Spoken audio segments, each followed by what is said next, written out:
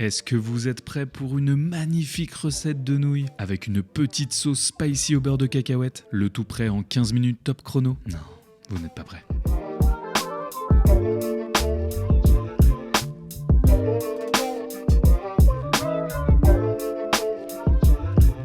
Et c'est parti, pendant qu'on va préparer la sauce, on va mettre à chauffer un grand volume d'eau. On va commencer la base aromatique de notre sauce avec un bon bout de gingembre. Afin de l'éplucher ultra facilement, je vous conseille d'utiliser le bout d'une cuillère. En le tenant bien fermement comme ça part tout seul. On va enchaîner avec l'ail.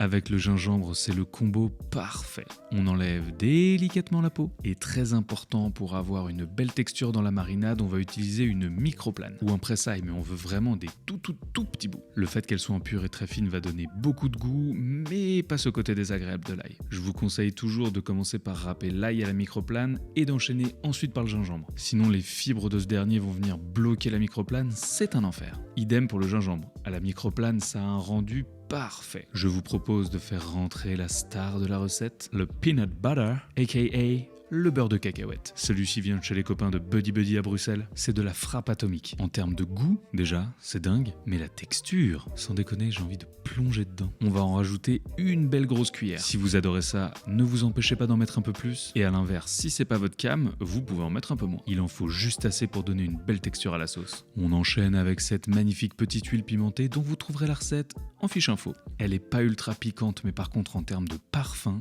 c'est le fuego.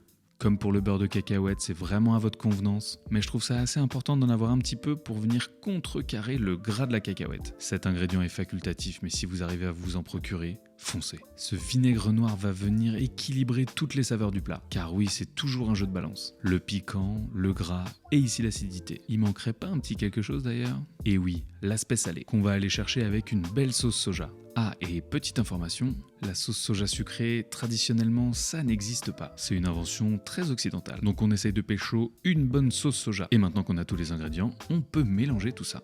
Là, vous allez voir, tous les éléments vont se lier et ça va donner une petite sauce épaisse, c'est magnifique. À partir de maintenant, je peux vous assurer que c'est difficile de se retenir de la manger à la cuillère. Comme on est des petits fous, on va se préparer une petite garniture minute. Et pour ce faire, on va se munir de cébettes. On va garder les jolies tiges vertes, les ouvrir délicatement en deux dans le sens de la longueur, et il ne reste plus qu'à les superposer. Et avec la lame d'un couteau bien aiguisé, on va venir faire des tout petits bouts.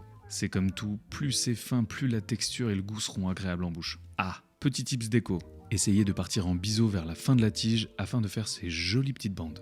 Ça va nous permettre de faire un joli petit monticule, tout vert et tout frais, sur le haut de nos nouilles. Alors vous allez pas me croire, mais on touche bientôt au but. Il ne reste plus qu'à disposer quelques cuillères de sauce dans des jolis bols. On sort ses plus beaux udon. J'achète les miens dans une épicerie japonaise, franchement, ça fait toute la diff. Bon, là je vais pas vous faire un tuto sur la cuisson, mais en gros il faut respecter le temps qui est inscrit sur le paquet. Ah, et si ça vous chauffe, n'hésitez pas à me dire en commentaire si vous voulez que je vous donne la recette des udon maison. Il y a littéralement 3 ingrédients, c'est ultra simple. Petit tips quand même, pensez à bien mélanger pour éviter que ça accroche. Pour une sauce ultra onctueuse, nappante et méga soyeuse, on verse une généreuse louche d'eau de cuisson. On mélange bien avec notre pince ou des baguettes, pince qui d'ailleurs va être très utile pour l'étape suivante. Car oui, au lieu de les verser dans une passoire et de perdre toute l'eau de cuisson, il suffit juste de les transvaser de la casserole à notre bol bien chaud et d'ajuster la sauce avec un peu d'eau de cuisson si besoin. Franchement, je suis même pas sûr que ça fasse 15 minutes qu'on ait commencé. On peut apporter les bols à table et il faut surtout très bien mélanger. La sauce doit parfaitement enrober les nouilles.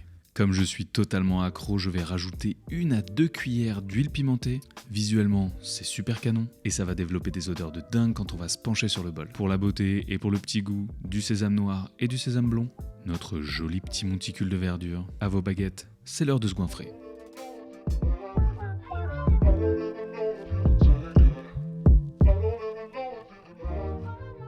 J'espère que cette nouvelle vidéo de recette vous aura plu. N'hésitez pas à vous abonner et à activer la cloche pour ne louper aucune des prochaines vidéos. N'hésitez pas à me poser vos questions en commentaire, j'essaye de répondre le plus vite possible. Ah, et pendant qu'on est dans l'auto-promo, je vous rappelle que le livre sort le 30 novembre. C'était Woogies, ciao.